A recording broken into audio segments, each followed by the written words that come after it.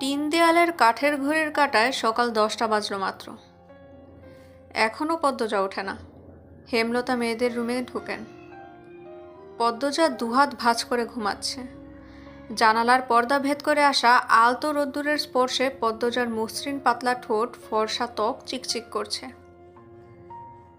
হেমলতা বিসমিল্লা বলে 3বার ফু দেন মেয়ের শরীরে।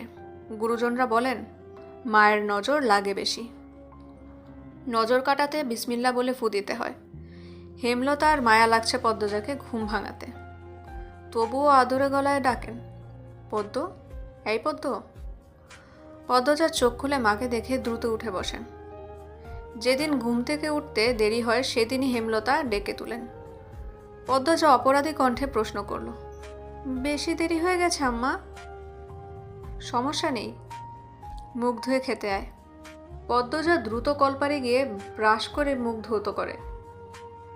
হেমলতা শিক্ষকের মেয়ে, তাই তার মধ্যে নিয়ম নীতির প্রভাব বেশি। মেয়েদের শক্তপোক্ত নিয়মে রেখেই বড় করেছেন। পদ্মজা রান্নাঘরে ঢুকে দেখলেন প্লেটে খাবার সাজানো। সে মৃদু হেসে প্লেট নিয়ে টেবিলে গিয়ে বসেন। তখন হেমলতা আসেন। পদ্ম দ্রুত ওড়না দিয়ে মাথা ঢাকে। হেমলতার দেয়া আরেকটা নিয়ম, খাওয়ার সময় মাথা ঢেকে খেতে হবে। পদ্মজা নিশ্চুপ হয়ে শান্ত ভঙ্গিতে খেতে থাকল। হেমলতা মেয়েকে সহজ কণ্ঠে বললেন, তাড়াহুড়ো করছিস কেন? মুখ ধুতে গিয়ে চুল ভিজে এসেছিস, খেয়ে রোদে গিয়ে বসবি, চুল শুকিয়ে নিবি। আচ্ছা আম্মা। আম্মা, পূর্ণা প্রেমে আসে নেই? পূর্ণা আসছে, স্কুলে গেছে।